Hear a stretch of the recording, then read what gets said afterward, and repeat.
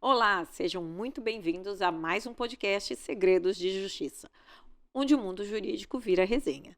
Antes de começar, vamos lembrar nosso parceiro de sempre, nosso patrocinador, a OCB do Espírito Santo, que conecta histórias através das cooperativas.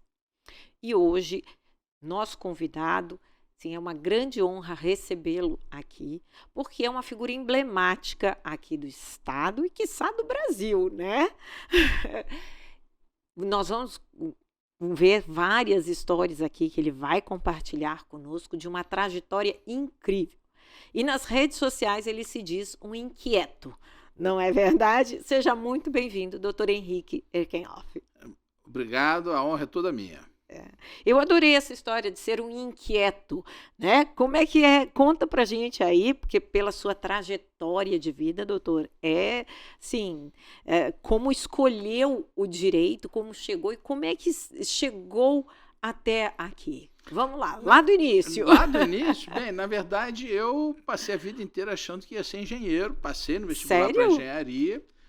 Aos 16 anos eu me mudei para o Rio de Janeiro para fazer engenharia no UFRJ. Uhum. Mas lá eu descobri que para ser engenheiro não bastava você saber física e matemática, você tinha que saber desenhar. E essa é uma habilidade que eu absolutamente não tenho, né? Não consigo fazer uma reta com uma régua, não consigo fazer um círculo com um copo. Fiquei reprovado em desenho, né? Uhum. E eu sabia que se eu passasse em desenho 1, desenho 2 era mão livre. Aí eu, descobri que não ia conseguir ser engenheiro. Hoje até talvez pudesse, porque você tem programas que fazem os desenhos, né? Mas naquela época o engenheiro tinha que saber desenhar mesmo. Não era automatizado, né? Não. Aí eu tranquei e voltei para casa, né, dos meus pais, sem saber o que ia fazer. Gostava de história, mas é uma profissãozinha meio ingrata, né? Não tem muito emprego, paga mal, etc. Aí meu irmão já fazia direito, eu fiz direito por absolutamente acaso, né? Não foi uma escolha pensada muito, não. Eu estava meio assim como cachorro do caminhão de mudança, né? Sem saber para onde corre. E o direito acabou sendo só uma bengala. Não vou dizer uma escolha imposta, não, mas uma escolha bem aleatória, né? Uhum. E aí se apaixonou pelo direito na faculdade ou não? Não, aí fui, né, estudei naturalmente, né, e um pouco antes de me formar, uns meses antes de me formar, eu passei num concurso para procurador do município de Vitória. Antes de se formar? Aí eu me formei, corri lá, peguei a carteira, né, e tomei posse, né. Foi a conta, assim, de as demoras burocráticas. O tempo certo. As demoras burocráticas para a nomeação foram também as demoras burocráticas até ter a carteira da ordem, né. Fiz a prova, foi o primeiro ano, inclusive, eu acho que se implantou a prova, o exame de ordem. Fiz a prova, passei, peguei a carteira, tomei posse só que não parei em emprego nenhum, né? É por isso que essa história do inquieto, né? É por isso que eu não consigo namorada, né? Porque eu não paro em emprego. Aí fiquei no município de Vitória uns 10 meses, depois fui procurador da UFS também por concurso, por uns 10 meses. Nesse meio tempo me tornei professor da UFS também por concurso, ali sim fiquei 10 anos, um pouquinho mais. Aí passei para procurador de Vitória, para procurador do INSS. Antes disso eu tinha sido funcionário da Justiça Federal, funcionário do Banestes, né? Durante a graduação. Aí passei finalmente procurador da República e onde eu fiquei mais tempo foi realmente no Ministério Público Federal, fiquei 10 anos e um quebradinho. Aí também já pulei para desembargador federal, pelo 5º, e deixei o judiciário para ser secretário de segurança e depois que acabou o tempo como secretário, passei a advogar. Doutor, nossa, que história, né? Que caminhada! É muita coisa em pouco tempo, É né? muita coisa. E deve ter muita história, né? Vamos lá, do início, lá como procurador de Vitória, alguma coisa lhe marcou como procurador municipal ou do INSS? Olha, bem, em cada um desses lugares teve lá seus episódios, apesar de eu ter ficado pouco tempo no Vitória. Uhum. Uma das coisas que marcou é o seguinte: cada vez que eu trocava desses empregos, eu era obrigado a trocar completamente de área. Quando eu fui ser do procurador do município de Vitória, como eu era o último, né, o mais moderno, eu tinha jogado no meu colo a advocacia trabalhista. E lá fui eu virar advogado trabalhista, fui inclusive da direção, da diretoria da Associação do Espírito Santo de Advogados Trabalhistas, a ESAD. Então, assim, fui advogado trabalhista um pouquinho. Quando passei para a UFES, não tinha mais trabalhista e eu tinha que ser administrativista, né? Basicamente, a Procuradoria da UFES lida com direito administrativo. Uhum. Quando eu fui para o INSS, tive que virar primeiro previdenciário, né? Uhum. Que eu fui para a área de benefícios, mas depois fui chefiar a área de execução fiscal, tive que virar tributarista. Aí passa no concurso para procurador da República, tem que virar criminalista. Profissional completo. Aí, quer dizer, eu não escolhi nada disso, a vida escolheu para mim, né? Fui fazendo tinha que me adequar às demandas de cada cargo, né? As demandas concretas, né? Porque na prova pode cair tudo. Claro. Mas na hora que você senta na cadeira, que coloca um processo em cima da sua mesa, é que você vai ver o que você vai realmente trabalhar. Uhum. Então, algo que não tinha importância, né? Era só para passar no concurso, mas não tinha importância no dia a dia, virava o meu feijão com arroz no dia seguinte. Essas trocas constantes de cargo implicaram que eu tive que me desdobrar. E também lá na UFES acontecia a mesma coisa, né? Eu também era o mais moderno e toda hora alguém chegava lá para mim: olha, aposentou o professor de Direito Internacional Privado. Vai, Henrique, dar aula de Direito Internacional Privado.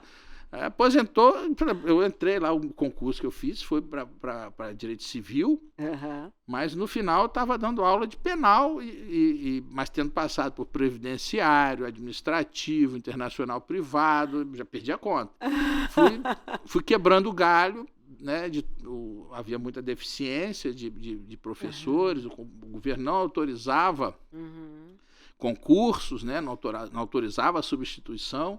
Então, também como professor, eu fui obrigado a me desdobrar, né? Que legal. E o doutor sempre foi muito incentivador dos alunos em questão de prestar concurso público. Lá na época de graduação, o doutor sempre quis concurso? Sempre pensou nisso? Olha, assim, um pouco, né? A minha família tem um pouco essa tradição, tanto de ser professor como de fazer concurso público. Né? A minha família em Cachoeiro tinha uma escola que o pessoal chamava Escola Técnica de Comércio, dava um curso que hoje seria o de contador, mas na época não havia o curso superior. Então você dava um curso técnico de contabilidade e a gente estudava datilografia, caligrafia, etc. Então, assim, eu fui alfabetizado, inclusive, numa máquina de escrever. Papai me ensinou a escrever ao mesmo tempo em que me ensinava a datilografia. Olha só! Bem, e datilografia era requisito para quase todos os concursos que a gente fazia, né? Então, assim, já era um pouco... A gente era educado na família, preparado para um dia ser servidor público. Claro, não é a única escolha profissional que nós tínhamos, nem todos caíram para essa... Mas muitos, né? Professor, era uma tradição da família, muita gente deu aula lá na escola, na UFES e em outros lugares. Então, muitos dos meus primos, pessoal da minha geração, foi ser professor. Muitos também foram ser servidores públicos, né? Isso fazia um pouco parte da nossa cultura familiar. Olha, que bacana. E doutor, quando o doutor foi para o Ministério Público Federal, logo assumiu um caso que era de repercussão praticamente nacional, né? O que acontecia? Nós tínhamos a Escuderie Detetive Lecoq em vários estados, né? Mas aqui no Espírito Santo especificamente, houve um trabalho do delegado Francisco Badenes e de um promotor que está me fugindo o nome agora, não quero fazer uma injustiça, né? Mas está me fugindo o nome. Os dois investigaram aqui e obtiveram muitas provas de uma atuação ilícita por parte dessa instituição. Esse material estava acumulado. Quando eu cheguei, só havia 2 procuradores da República aqui. Então, eles ficavam muito atolados com o dia a dia e não tinham tempo de se debruçar sobre esse caso. Então, a lógica foi, olha, já que você está chegando, que não está com um monte de processo ainda para tocar, começa por mais novo, tem mais gás. Começa por esse aqui, porque tem que olhar a fundo, né? Não é um processinho para você só jogar. Então, assim, daqui a 6 meses você está igualzinho a gente.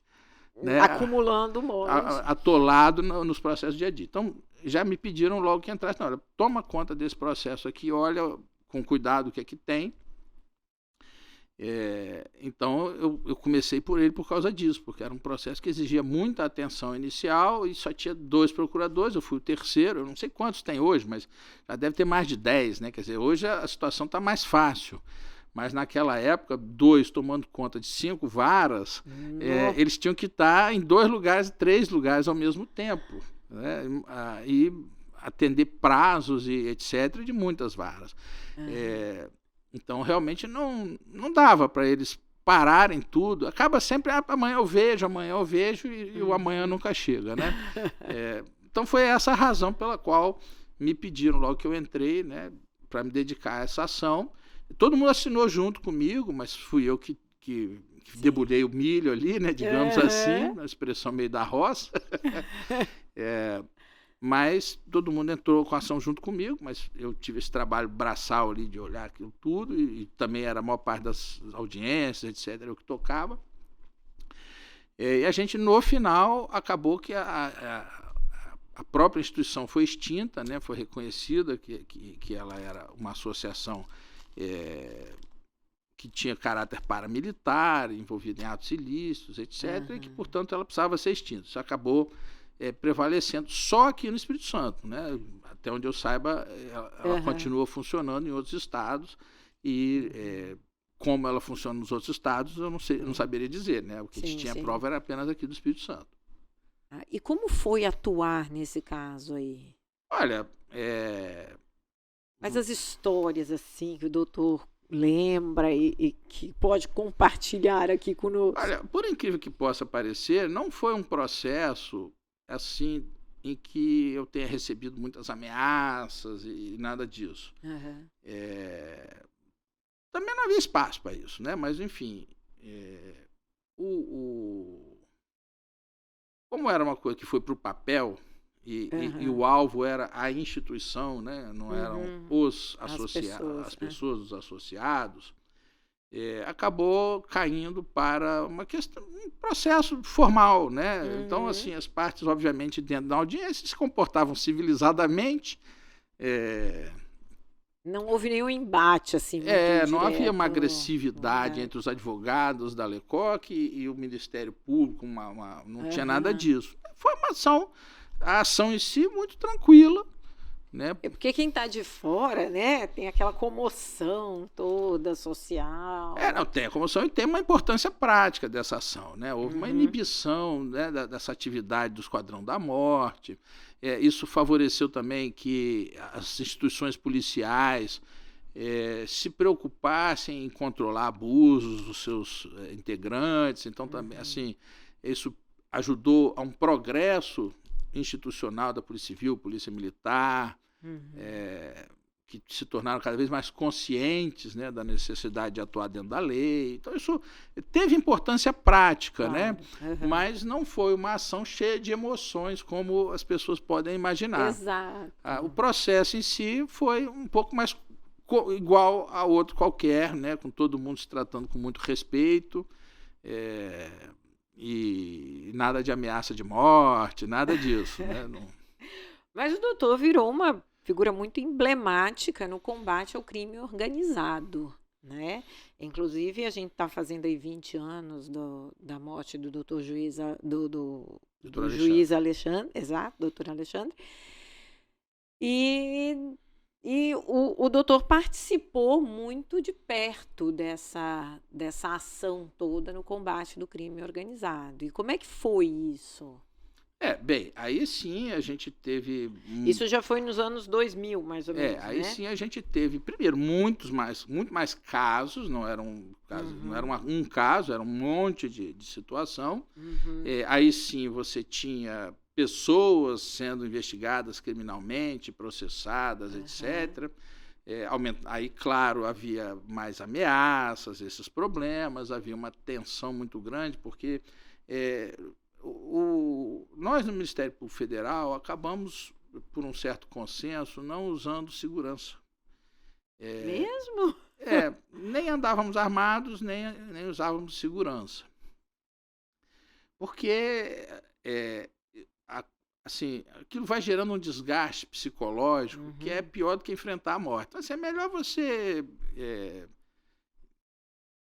assumir o risco inerente às suas funções, sem ficar se preocupando com isso o dia inteiro, porque do que você ter ali gente tirando completamente sua privacidade, e você tem que ficar o dia inteiro naquele ritmo, porque realmente não é o segurança na hora que você vai fazer uma atividade lá no fórum, não, é o segurança para você poder ir à academia, para você poder... 24 horas. Né? O tempo inteiro, né? Então, assim, quando chegou um pouquinho antes da morte do Alexandre, aí que a gente teve informações assim, de que ia acontecer alguma coisa, né? Então, eu acabei comprando uma arma, né? Recebi ela, assim, dias, no máximo uma semana antes daquele evento. Eu já tinha treinamento anterior, né? Eu servi o exército, tal, mas enfim, mas não tinha arma, não andava armado, né? Sabia usar, mas não possuía nenhuma, até comprei, mas meus colegas continuaram desarmados, não queriam, nem isso quiseram, e não tínhamos escolta, né? Depois que mataram o juiz e por outras informações, aí eu passei a andar escoltado, mas a minha vida virou um inferno, né? A Polícia Federal não brincava nessa história, não. Eles dormiam lá dentro de casa com metralhadora na mão. Se você se levantasse de noite, você se deparava com alguém apontando a arma para você. Nossa. Porque ele primeiro olhava, que até ele reconhecer você, já estava com uma arma na sua cabeça. Então, assim, e não estou me queixando deles, não, é o trabalho deles, mas não, levavam aquilo muito a sério, né? Então, a vida virou um inferno. Você tive que botar uma geladeirinha dentro do quarto, né, para não precisar sair nem para beber água de noite. E lá se foi a liberdade. Aí, depois de um tempo, veio a promoção. Uma das razões pelas quais eu aceitei a promoção foi justamente poder sair dessa vida que tinha ficado assim insuportável. Né? Uma parte do trabalho já estava feita. Uma coisa assim, muito importante, né, que o trabalho da Missão Especial de Combate ao Crime Organizado não teve esses reveses todos que nós vimos aí na Lava Jato. Né? Não teve, até onde eu saiba, pelo menos que eu me lembro, eu nunca respondi a um habeas corpus, não teve sentença anulada, não teve nada, né? E principalmente não teve toda essa... Esse aueto. Então, assim, foi um trabalho bem mais discreto, mas também que se manteve. Né? Quer dizer, ninguém foi depois descondenado, e anula tudo e volta... Né? Não tivemos isso. Foi um trabalho assim, muito bem costurado, de maneira que quem foi absolvido foi, quem foi condenado foi também, condenado ficou, cumpriu a pena, não houve maiores questionamentos quanto à legalidade do que estava sendo feito, tivemos muito cuidado, né, em não deixar ponta solta, né? Então, o que aconteceu? Aí eu fui promovido, ainda havia ações em curso, mas elas ainda prosseguiram. Tem, né? Ainda tem algumas aí rodando. Mas a maioria acabou logo em seguida e com um resultado previsível, né? Sem atropelo, sem nada, as coisas chegaram ao seu fim natural, porque foi um trabalho muito bem costurado, muito cuidadosamente costurado, para não deixar espaço para nulidade, para não deixar questionamentos para trás. E o doutor fala assim, muito bem costurado, isso que foi um trabalho conjunto entre o Ministério Público, a polícia, o judiciário... particularmente, assim, é preciso registrar a Receita Federal, e outros órgãos também, mas a Receita Federal foi de uma importância gigantesca. Ela conseguia, né, muita coisa que hoje até outras instituições estão conseguindo atuar em certas áreas, mas crimes financeiros, tributários, lavagem de dinheiro, naquela época era praticamente impossível você trabalhar sem a ajuda da Receita Federal. A Polícia Federal não tinha peritos, né, pelo menos não em quantidade suficiente, nesse assunto. Então, se não fosse a ajuda da Receita Federal, a gente não teria conseguido caminhar tanto, né? Porque era a área que não era da nossa especialidade e a Polícia Federal era, não sei como está hoje, mas era naquela época muito deficiente também em perícia contábil, né? Não tinha uma estrutura para isso. Mas enfim, então assim, fazendo tudo certinho, com muito cuidado, dentro da lei, sem nenhum abuso, sem inventar moda nenhuma, etc., as ações puderam chegar ao seu final, a maioria julgada procedente, mas, claro, há pessoas que podiam ser inocentes, né? Então não tem problema alguém ser absolvido. Mas as ações chegaram ao seu final e quem havia de ser condenado foi condenado, não tiveram como anular nada e brigar nada, tudo com muito cuidado para não deixar essas pontas, às vezes querendo apressar, querendo assegurar uma condenação, você acaba anulando o processo todinho. Sim. Então, os juízes muito cuidadosos, mas também o Ministério Público Federal nunca forçou a barra, né? Isso é uma coisa importante. A gente não ficava ali tentando testar os limites da legalidade. Entendi. Então, por conta disso, os juízes nem precisavam também ficar, né, não eram tentados a ultrapassar, porque o problema é esse, né? Você faz um trabalho às vezes magnífico, mas depois vem igual, né, a criança derrubando tudo, né? Porque deixou lá um monte de ponta solta. Ponta solta, né? E quem perde com isso é a sociedade, né? Claro.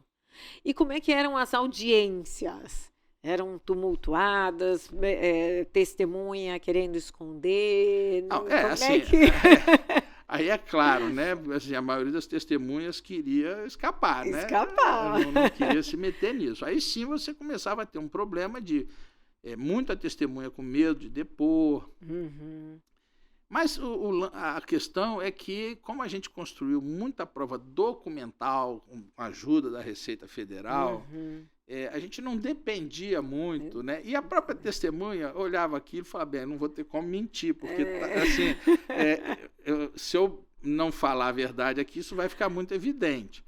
Então a testemunha via toda aquela prova documental, né, os extratos bancários, etc. E o próprio réu, às vezes, também não tinha muito o que falar, né? Vai explicar como. Estava lá já, né? Então, como aquilo foi um trabalho de investigação muito sólido, né? Quando você chega na fase judicial, não estava nada fácil derrubar e fazer, inventar alguma teoria conspiratória, nada disso, né?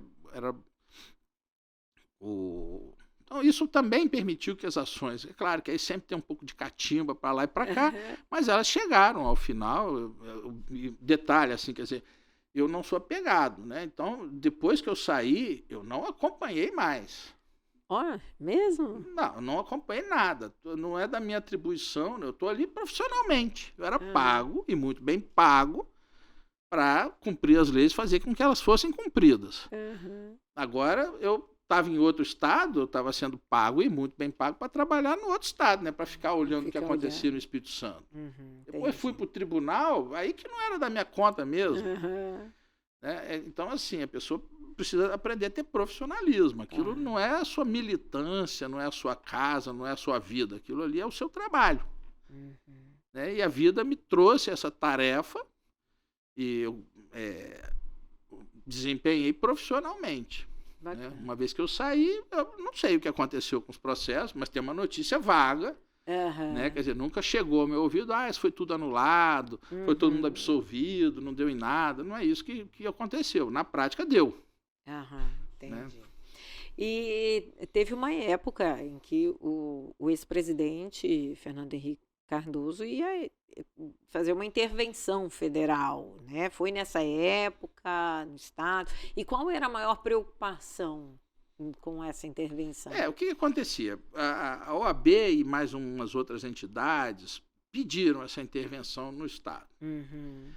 E, inicialmente, o presidente da época, o Fernando Henrique, inicialmente ele concordou e essa intervenção chegou a ser anunciada pelo ministro da Justiça.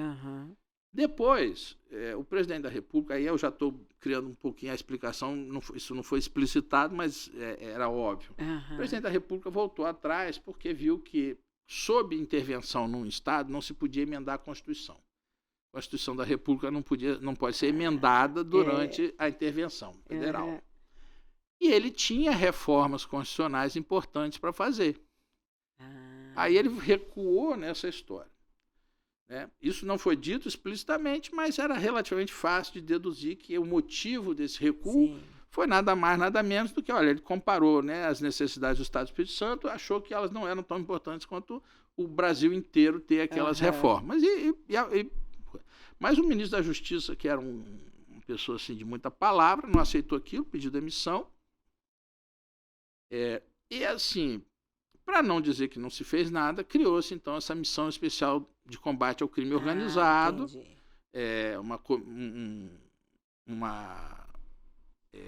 uma força-tarefa de várias instituições para fazer um substituto do que seria aquela intervenção.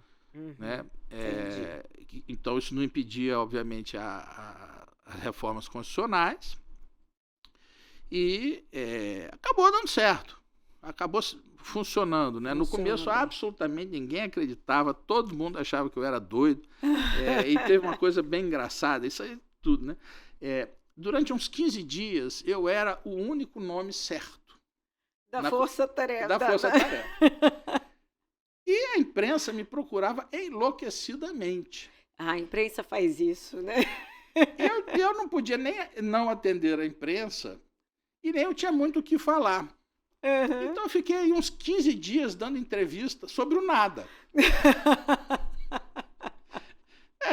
A verdade era assim, eu não podia falar nada, tinha que esperar chegar as outras pessoas, sentar, conversar, ver como é que a gente vai trabalhar, que não sei o quê. Né? Eu não era o dono daquilo ali, né? Era só um membro cujo nome apareceu primeiro. O resto veio sendo definido aos poucos, porque cada órgão foi escolhendo as pessoas, não sei o quê. Mas o doutor chegou a chefiar a tarefa toda? Não. Ou era só o primeiro escolhido? A Força-Tarefa não tinha chefe propriamente. Né? Você tinha várias instituições, cada uma trabalhando com sua autonomia e tal. Né? E dentro do Ministério Público, o coordenador era o Santoro, que era subprocurador-geral da República, foi o Zé Roberto Figueiredo Santoro, que coordenou no Ministério Público. Né? Então, eu era apenas o membro local e o primeiro nome que apareceu oficialmente. Entendi. E realmente foram 15 dias duros, porque a imprensa me procurava todo santo dia. Né? Você não quer deixar de atender o jornalista, mas não tem mais novidade nenhuma de ontem para hoje. Né? Não pode falar muita coisa, porque, claro, depende do dos outros membros, como é que eles vão pensar, que eles vão, como é que isso vai ser feito. Não tinha nada combinado ainda, não sabia sequer com quem a gente ia trabalhar. E eu vou falar uma coisa, ficar 15 dias dando entrevista, um cara assim sempre muito afirmativo. Também você não pode deixar a população desacreditar, né? Então você tinha que ir lá conseguir, além de tudo, parecer assim, Convincente. Pode confiar, vai ter coisa aí, pera lá. Tá. Mas sem dizer nada ao mesmo tempo, você não podia dizer nada. Olha o desafio dos casos, essas coisas a gente não fica sabendo, né? Isso são bastidores, realmente, bastidores, né? E aí o doutor foi para São Paulo? Depois disso... Quando, assim, estava no finalzinho já dos trabalhos, houve a promoção. E eu aceitei a promoção. Hoje eu vendo, eu diria que não devia ter aceitado, não. Mas eu estava assim, muito cansado, muito mais desse negócio de ficar sob escolta do que do trabalho em si. Sim. Esse negócio de ficar sob escolta é insuportável. Eu não sei como tem gente que aguenta até hoje tá com proteção, porque assim você prefere a morte. É muito desagradável, assim, sem nenhum problema com as pessoas que estão fazendo, não é essa a questão, sim, mas assim, é o fato que você entrou num Big Brother infinito e além de tudo, essa situação gerava muitos atritos, né? Teve uma ocasião, a gente estava justamente lá, fomos lá treinar, atirar. Dali fomos fazer compra de supermercado. E, nós nos tocamos, né? 4 pessoas cheirando a pólvora, armadas, cheirando a pólvora, fazendo compra. O segurança achou que ia ser assaltado, chamou a polícia militar baixou lá 7 viaturas, metralhadora na minha cabeça, metralhadora na cabeça da minha esposa e tal. O segurança do local. Viu aquele monte de gente, né, com cara armada. perigosa. Você olha pra mim e vê que eu sou, né, cara de assaltante. Minha esposa também, Lili Carabina, loura. Então, achou que era um assalto, que nós íamos assaltar o banco, não perdeu tempo, chamou a PM chegou lá, achando que ia ser uma quadrilha perigosíssima, metralhadora na cabeça de todo mundo. Aí nós também estávamos treinados para essa situação, coisas desse tipo se repetiram várias vezes. Tá? Sério? Então, nós estávamos treinados também para isso. E ninguém se movimentou, com muita calma, me identifiquei. Aí, olha, eu vou pegar a carteira aqui no bolso. Aí peguei, mostrei. Quando eu mostrei a carteira, aí a mão do sujeito com o dedo no gatilho, a mão dele tremendo, né? Ele começou a ficar nervoso, né? O sujeito começou a ficar nervoso e a mão tremendo com o dedo no gatilho da metralhadora. Graças a Deus não atirou, mas era um pouco assustador, porque também, né, não foi adequadamente treinado. Você não fica com o dedo no gatilho da arma. Ele estava com o dedo no gatilho e ainda por cima muito nervoso. Nossa Senhora. Aí só rezando, né? Assim, no final não deu em nada. Não deu em nada, mas você imagina que coisa desagradável. Sem dúvida. E a gente fica ali pensando, e se um de nós tivesse feito um movimento brusco? Se a polícia ali tivesse perdido o controle, qualquer nervosismo, né, se eles tivessem errado ou nós errado, né, quer dizer, ficamos ali por um fio. E esse tipo de situação ocorre direto se você está armado, principalmente se você está sob escolta. Teve uma outra situação também, eu fui falar com um juiz. O meu segurança era da Polícia Federal, o segurança dele era da PM. Estou lá falando dentro com o juiz, daqui a pouco entra o assessor. Tem 2 homens lá na frente, um com a arma na cara do outro. Porque os dois não se conheciam, um viu que o outro estava armado, sacaram a arma conjuntamente, um pôs a arma na cara do outro. E aí até uma questão assim, de masculinidade, nenhum dos dois abaixava a arma, mesmo já tendo se identificado. Eu tive que entrar no meio dos dois, apartar, porque o risco também de um atirar no outro, apesar de os dois já terem se identificado como policial, mas ninguém abaixava a arma primeiro. Isso era o meu cotidiano, ficar o dia inteiro aplacando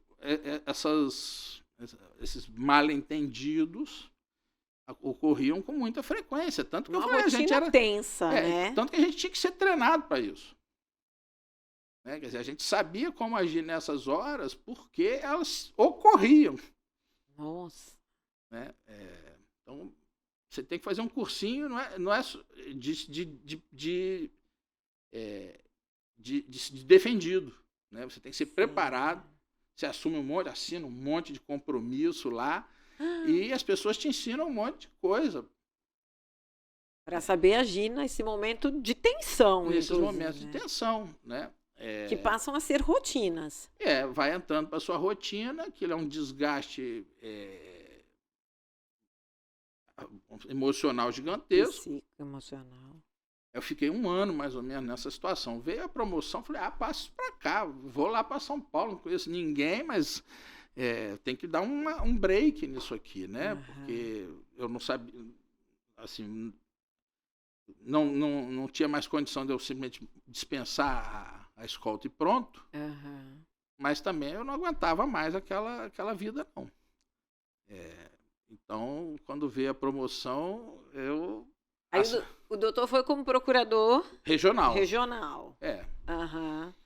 Que equivaleria aqui a procurador de justiça, no Ministério Público Estadual, equivaleria a procurador de justiça. Mas aí, realmente...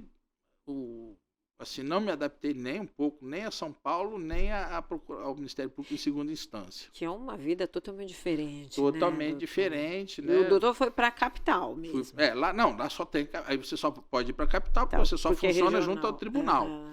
Né? Então, você não tem escolha, e aí, assim, você vira um burocrata, fica dando parecer em processo, você praticamente não tem mais...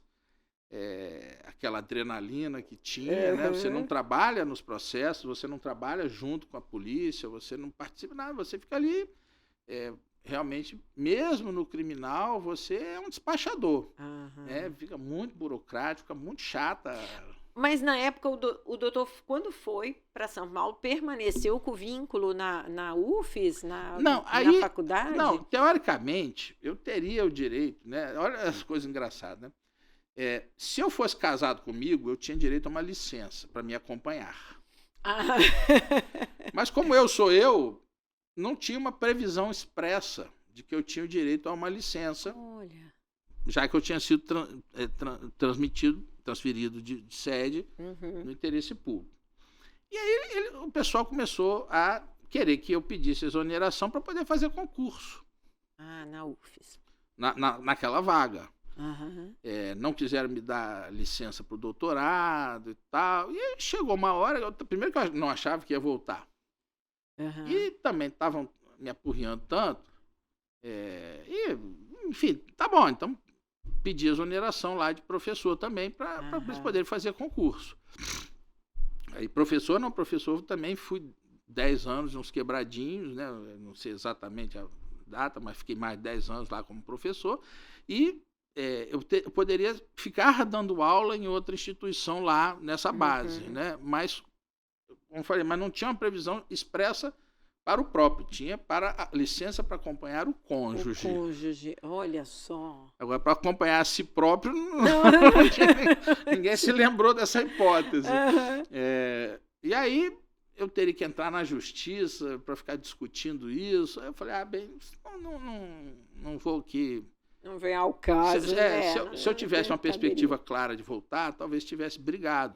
Mas naquele momento eu não via dessa forma, né? Que eu não tinha essa bola de cristal de que, de fato, na verdade não é nem assim que eu acabei o doutorado. Eu depositei a minha tese correndo e assumi. E já defendi o doutorado já como secretário de segurança.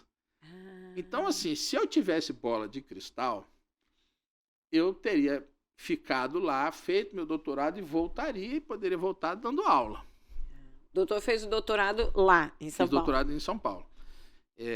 Então, até poderia ter sido isso, mas no começo não. Né? Eu não tinha uma perspectiva clara de voltar, os colegas sabiam que eu não tinha essa perspectiva, me pressionavam o tempo inteiro para eu abrir a vaga. Claro. Para poder ter concurso e entrar outra pessoa para lecionar lá naquele período. Eu acabei, uma hora, cedendo, embora eu acho que fosse um direito meu manter o cargo, mas não ia ficar brigando infinitamente, né?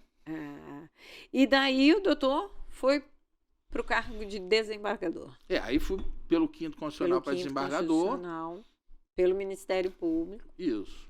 Né? E estava fazendo doutorado e fiquei lá 3 anos e meio. A única coisa importante que eu fiz é que eu peguei lá 8.000 processos e depois de 2 anos e meio não tinha mais nenhum. Nossa, a única coisa importante. Ele acabou com a pilha de processos parados. Não tem mais nada para fazer lá, tá certo? Não você trabalhar. E isso foi uma coisa assim, muito interessante, porque depois que a gente conseguiu zerar os processos, eu trabalhava com a distribuição do dia. Né? Então, o seu processo chegava, se fosse a decisão monocrática, seria dada no mesmo dia que ele fosse distribuído. Ou seria pautado para a primeira sessão seguinte. Né? Então, assim, aí a demora passou a ser entre 24 e 30 dias. Olha, só sonho, doutor. Isso é uma coisa interessante, né? Agora, tinha um problema nisso, por incrível que pareça, né? Eu tive que gerenciar 2 coisas complicadas. Primeiro, tinha dia que faltava serviço. Não tinha serviço. Não vinha distribuição. A gente ficava lá, eu e os meus assessores, assim, olhando para o teto, né? Não tinha o que fazer. Papo mesmo. Aí a gente começou a ligar lá para baixo para a distribuição, pedindo para subir algum processo que estivesse lá. Depois passaram a mandar ofício para o Ministério Público, para Procuradoria da Fazenda. Para agilizar. Para eles devolverem logo os processos para eu poder julgar. E ficamos nessa assim. Mas tinha dia que não tinha o que fazer. Né? Não tinha, você tinha que passar lá a tarde inteira conversando, porque não havia trabalho possível. E eu tive que gerenciar uma outra coisa engraçada. Tinha um assessor que, por opção dele, ele chegava às 7 horas da manhã. Aí ficou um tempão que nunca sobrava processo para ele. Ele entendeu isso como assédio moral. Aí eu tive que passar a reservar todo dia um processinho, tinha que ficar para o dia seguinte, para ele não se sentir perseguido, porque ele ficou lá muito tempo, nunca... Realmente isso, eu não prestava atenção nisso, mas realmente todo dia que ele chegava de manhã não tinha processo para ele. Porque já tinha liquidado Todo o dia mundo anterior. já tinha liquidado, então nunca sobrava nada para ele trabalhar, e ele começou a achar que era perseguição. Não era nada disso, é porque ele fazia um horário diferenciado. Então, quando vinha a distribuição, ele já tinha ido embora. A distribuição vinha ali pelas 2 da tarde, ele tinha ido embora, chegava cedinho, então ele chegava e ia embora antes da distribuição dos processos chegarem. Aí no dia seguinte tinha mais nada. Né? E a gente não estava percebendo que ele estava ficando chateado. Né? Só quando ele estrelou, não, então tá bom, a solução é essa, separa um processinho aqui para de manhã ele dar uma olhada. Né? Porque é claro também, se você atingiu essa coisa de zerar os processos, é porque a sua equipe tem uma produtividade alta. Então chegou um momento que realmente não tinha processo para todo mundo. Não tinha, né, não tinha mais serviço de qualquer maneira. Porque aquilo tudo foi calculado para ter uma quantidade de trabalho. Sua equipe. Aí na hora que você zera o... Porque assim, as pessoas não percebem, mas o desembargador que não tem processos não perde tempo procurando processo que sumiu, que está na pilha errada. Não precisa quase atender advogado, porque o advogado recebeu a decisão dele lá, tá feliz. Ou triste, mas já recorreu. Quer dizer, o advogado não vai lá pedir, julga logo meu processo, né? Não fica lá. Você quase não precisa atender advogado. Não fica respondendo habeas corpus, informações ao CNJ, explicando por que está com atraso. Não está atrasado. Não tem nada em atrasado. Então, o que se gasta de trabalho organizando o trabalho acumulado reduz a produtividade muito. No momento em que você acaba completamente com o trabalho, com o acúmulo de trabalho, é que você descobre que agora eu produzo mais do que eu realmente recebo.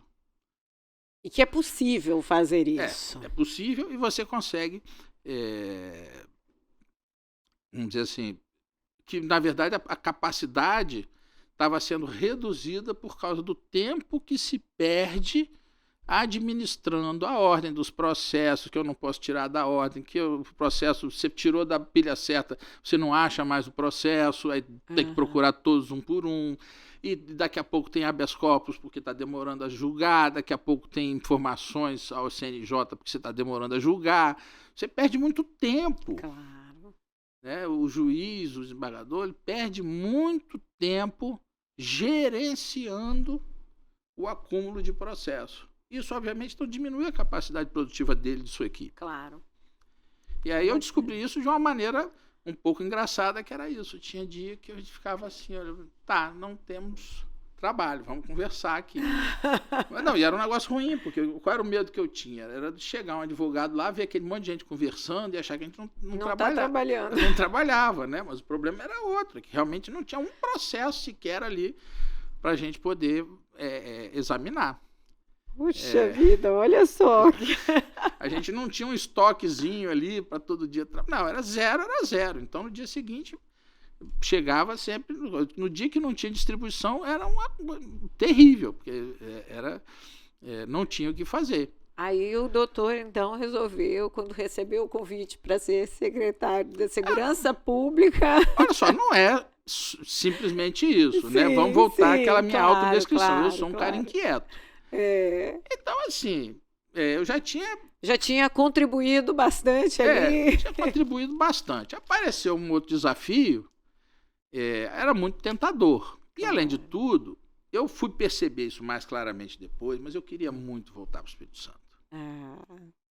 Então, assim, se arrependeu? Olha, se tem uma coisa que eu não me arrependi no final das contas, é porque eu não era feliz lá e não tenho nenhuma queixa nem da cidade, nem dos paulistas. Eu é que tinha meus problemas, não conhecia ninguém, não conseguia andar na cidade, aquilo para mim era uma coisa. Então, assim, era problema meu. Sim. Né?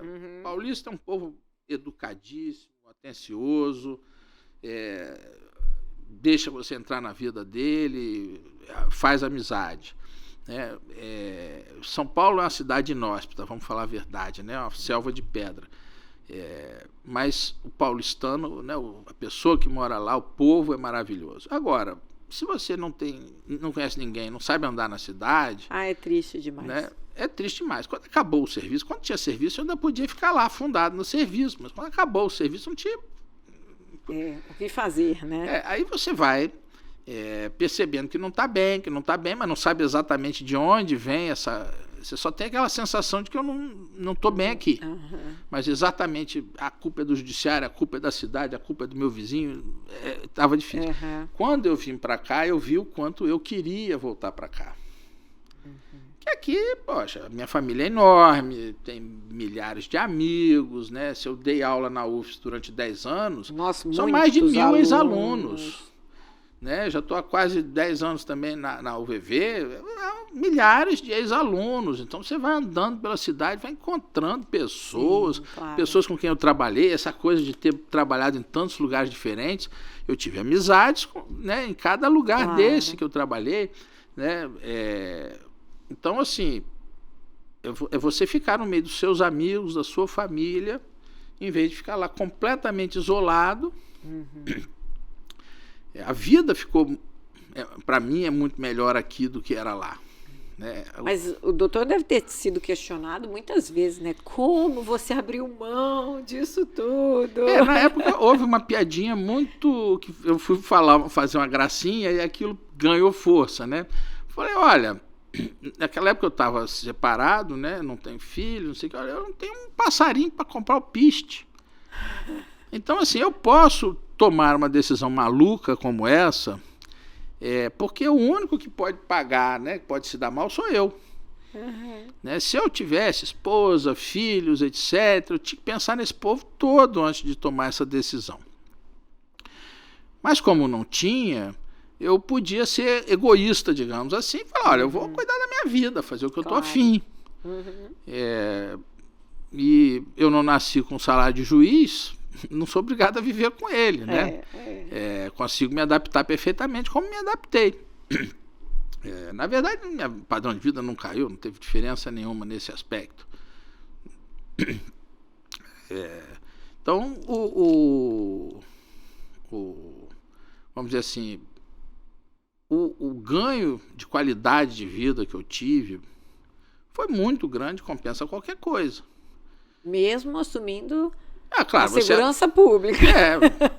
Mas a segurança pública dava adrenalina, quer dizer, aquilo te dava desafios, motivos para acordar de manhã. Né? Quando você nem processo tem como desembargador, você não tem pressa de acordar. Porque antes de 4 da tarde, se eu saísse de lá sem nada, eu tinha que esperar às 4 da tarde para saber se tinha alguma coisa para fazer, né? Eu não sei bem que horas que chegava, estou exagerando, mas enfim, eu não tinha motivo para acordar cedo. Entendi. A segurança pública, não. Segurança pública... Às vezes você nem dorme. Não, eu trabalhava da hora que eu acordava, a hora que eu dormia, 7 dias por semana. Né? Tinha sempre uma coisa importante para eu fazer. As coisas mudavam, então não era aquela burocracia, tudo igual, não. Né? Você não tinha uma rotina. E você pode se aproximar de operações, não que eu resolvesse dar tiro pro alto, não, mas assim, você acompanha uma operação, você vai numa cerimônia, você faz um plano daqui, você tinha tarefas diferentes para preencher seu dia, todas elas com um sentido, né? Você se realiza como ser humano, você dá a sua contribuição para a sociedade, para a humanidade, aquilo te realiza. Sim. Né? Às vezes você está até com um salário bom, mas se você não sabe para que serve aquilo que você está fazendo, se você não vê propósito no seu trabalho, você sem perceber vai se tornando um infeliz, um passarinho numa gaiola de ouro. Né? Então você está preso ao salário bom, etc., mas está infeliz. E é verdade que há muitos desafios e muita coisa para ser enfrentada lá como secretário, mas assim, a minha vida tinha um sentido intenso. Né? Todo mundo pode me fazer crítica, eu acho que eu fui o melhor que eu podia ser. Claro.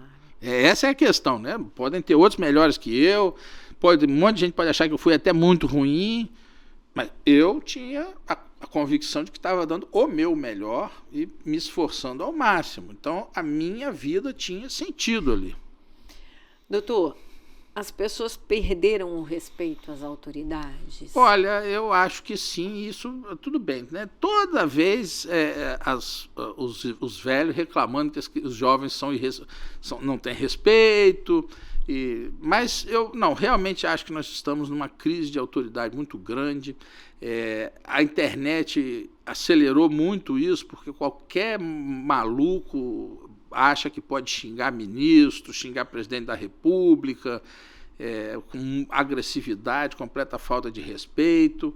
Então, assim, desde a autoridade mais alta até um servidor público, né, não tão importante, o professor, os pais, nós estamos passando por um momento assim, de muita crise de respeito às leis, respeito à autoridade pública, de respeito aos pais, ao professor.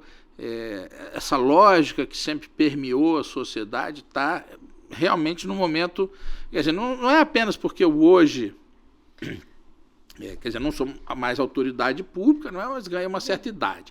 Então não estou me referindo só se meu aluno, como é que ele me trata, etc. Não. Isso é natural. As gerações mais idosas estão sempre reclamando do atrevimento dos jovens. Então, isso é natural. Se ficasse só aí, é uma coisa. Mas o fato é que as pessoas estão se distratando pela internet de uma maneira que não fariam pessoalmente. Estão se permitindo agredir desde o presidente da República até o faxineiro da repartição. Todo mundo sendo ofendido, desancado, principalmente a internet virou um lugar cheio disso, né? Um desacato mesmo. Todo mundo confundindo o que é direito de expressão e o que é ofensa pura e simples, e o que é falta de juízo. Então, realmente, nós estamos em momentos de muita crise de autoridade em geral, né? Mais do que já é o normal, né? Não é só porque eu envelheci, não. E como é que foi voltar para a advocacia? Olha, também é a mesma história, né? Quer dizer, o direito é a profissão, né? Num momento você pode ser advogado, outro juiz, promotor, também já fui motorista de juiz, porteiro de auditório. Sério, Dudu? Né? Ninguém pode dizer que eu não comecei por baixo. Então, assim, o trabalho é trabalho, e a posição em que você está não deveria fazer muita diferença, desde que, como eu falei, olha, desde que você veja sentido no que você está fazendo. Que contribua. Né, que contribua, você se realize no trabalho que você está fazendo, que você se sinta importante para a sociedade. Isso é o que mais paga as pessoas, né? A gente pensa que vive de salário. Claro que o salário é necessário, mas a gente vive mesmo de emoção aqui no sentido de sentimento. Né? Então, se você trabalha achando que o que você faz é uma idiotice, que você ou até está atrapalhando, olha, você volta para casa desalentado, né? Desanimado. E aí a perspectiva de ficar fazendo aquilo indefinidamente adoece as pessoas. Né? E então você não pode ficar se preocupando só se eu estou ganhando bem ou mal, se esse salário é fixo, se não é fixo. Você tem que pensar na sua saúde mental, na sua realização profissional, na sua felicidade. Dinheiro é bom, não tem nada contra, né? Mas se você achar que dinheiro paga tudo, você está equivocado. Né? O que mais gratifica os artistas é a arte em si. Né? Lembra o que está escrito no leão da Metro, né? no símbolo da Metro Goldwyn Mayer, tem aquele leão e está escrito ali Ars, Gracia Artes. Né? Então, a realização da justiça do direito é o que gratifica o operador do direito. Então, para mim, não foi essa diferença voltar à advocacia, não. Né? Não sinto falta de andar com aquela beca preta, né? Com aquela toga preta, as vestes talares. Isso não faz diferença para mim, né? Isso era o que eu tinha, era o ritual daquele momento, né? Mas o importante é o direito. O importante é você estar trabalhando e vendo sentido no que você faz. Que bacana. Nossa, doutora, aqui ficaria ainda um tempão conversando, né? Mas a gente entra agora no momento da nossa entrevista, que é um bate-pronto. Eu falo e o doutor responde o que lhe vier à cabeça.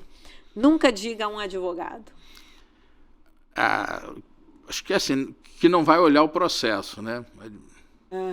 Não é tão rápida a resposta, mas assim, o advogado ele não fica tão indignado de perder.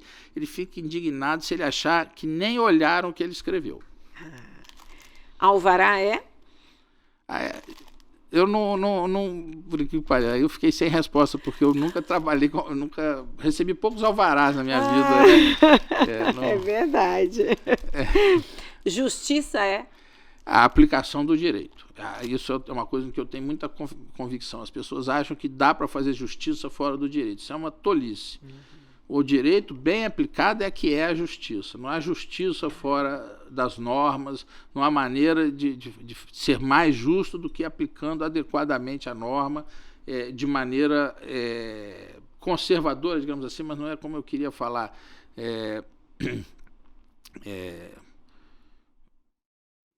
De maneira dogmática. Quer dizer, tem que usar, seguir a jurisprudência, a doutrina mais abalizadas e pronto, não ficar tentando inventar direito para quem não tem. Processo físico ou eletrônico? Eletrônico, com toda certeza a gente precisa entrar para o século XXI, né? Na verdade, a gente ainda pode ir mais além, porque o processo pode ser inteligente, né? Você pode, não é apenas que ele está no meio virtual. Que você tem a partir do momento que é um processo virtualizado, você abre espaço para a tecnologia ajudar. Né? A inteligência eletrônica pode, às vezes, ler os autos com mais atenção do que muitos seres humanos. Pessoa, né? Audiência presencial ou virtual? Não, presencial para mim, sempre que possível, embora assim, por comodidade a gente acaba gostando da virtual, a comodidade. Mas é na presencial que você consegue perceber melhor o que está acontecendo e tal. Então, assim, admito aqui que é uma mão na roda, você não precisar, às vezes, se deslocar para outro estado, né? Sim. Economiza muito a vida do advogado, né? Economiza das partes, principalmente réu preso, né? E tal. Sim, é muita vantagem, né? Agora, assim, eu não reclamo nem um pouco quando a audiência é presencial, porque eu, primeiro, gosto de audiência. E, segundo, porque a audiência presencial tem mais calor. É verdade. O que mais lhe irrita num processo? A demora. Essa aqui é a campeã. Eu não sou apenas inquieto. Eu sou ansioso.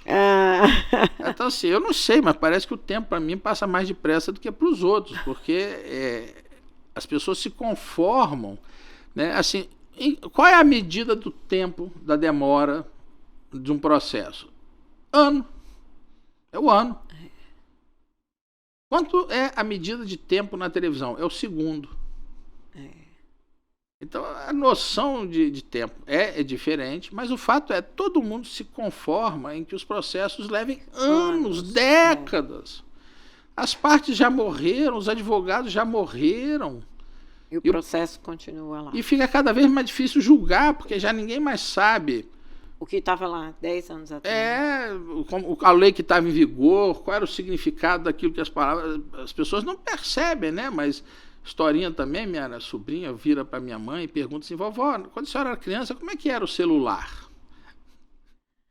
Quer dizer, você explicar que não tinha um celular. Um juiz entender as circunstâncias de 20, 30 anos atrás é muito difícil para ele. Sem dúvida. Para o advogado, para todo mundo. Então, o processo, quanto mais o tempo vai passando, vai ficando cada vez mais difícil de julgar. Então, além de ter uma demora inaceitável para as partes, uma indefinição, quem é que cuida de uma fazenda que não sabe quem é o dono? Quem é que vai investir nela? Você vai reformar seu apartamento arriscando perder ele amanhã? Não. Então, as coisas vão deixando de ser cuidadas, a vida vai deixando de ser vivida por causa dessa indefinição. O prejuízo é gigantesco. Nada justifica que a justiça demore tanto tempo, né, para ser feita. Né? A gente precisa passar o prazo dos processos para pelo menos para meses. A unidade de tempo. Quantos meses durou o seu processo? Não quantos anos. Isso é importante mesmo. Nunca comece uma sustentação oral com? Olha, com cumprimentos. Eu faço sempre um cumprimento muito rápido e... Sem demora, né? Porque, olha só, a gente não percebe, mas temos 15 minutos para falar e 15 minutos passam muito rápido, às vezes só com esses prolegômenos, né? Só falando, se mencionando um e outro, e outro, e outro. E, além disso, a gente precisa entender. Eu sofri bastante isso, né? Quando estava no tribunal, eu posso dizer do outro ponto de vista. Olha, o julgador que está ouvindo uma sustentação oral, ele está ansioso para que você entre logo no mérito. Se você fica enrolando, daqui a pouco ele perde a atenção. Ele está ali fisicamente, mas a cabeça dele está em outro planeta, né? Então, assim, é um erro, né, do advogado ficar horas e horas ali, horas não, né, nós temos minutos, mas assim, gastar os poucos minutos dele com muitos cumprimentos e introduções, etc., além de diminuir o tamanho que ele realmente vai dedicar ao centro, diminuir a atenção, né, do ouvinte. Então, isso é uma bobagem, né? Você vai direto ao assunto. E, aliás, pince o que tem de mais importante Coloque logo. Coloque da forma mais rápida possível, resumida, aquilo que é realmente importante, agradeça e vai embora. Objetividade. É. Doutor, se não fosse advogado ou do mundo jurídico, seria? Olha, primeiro, eu não abandonei completamente aquela história de ser engenheiro, não. Está aprendendo a desenhar. Eu não digo aprender a desenhar da sorte. Não, Deus me abençoou com absoluta falta de talento artístico, né? Eu não consigo tocar um instrumento, não consigo tocar nem, sabe, bumbo. É só bum, bum, bum, nem isso eu consigo. Não tenho nenhuma coordenação motora para tocar instrumento, para dançar, não tenho nenhuma atividade artística, não. Mas, assim, eu poderia ser muitas coisas. Realisticamente falando, é difícil que eu vá agora cursar medicina, né? Sim. Mas eu tenho gostado muito e me dedicado muito à questão da gestão pública em geral. Né? Eu fiz um pós-doutorado em gestão pública recentemente, tenho me dedicado a essa questão de administração. É claro que agora eu não estou mais na administração pública, mas durante os últimos 10 ou 15 anos do tempo que eu estive no serviço público, eu me dediquei muito a estudar gestão.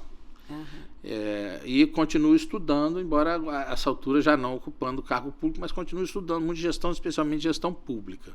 É uma área para a qual eu poderia seguir, porque me dá prazer também o aperfeiçoamento do serviço público, né? Maior eficiência, eficácia, efetividade na administração pública é algo que eu acho muito interessante, também muito recompensador. Doutor, foi um enorme prazer recebê-lo aqui. Esse bate-papo aqui foi maravilhoso. Agradeço muito sua presença. Eu que agradeço o convite e a sua entrevista. E para vocês, não esqueçam de curtir, compartilhar. E se tiver uma boa história, comenta aqui. Até a próxima. Thank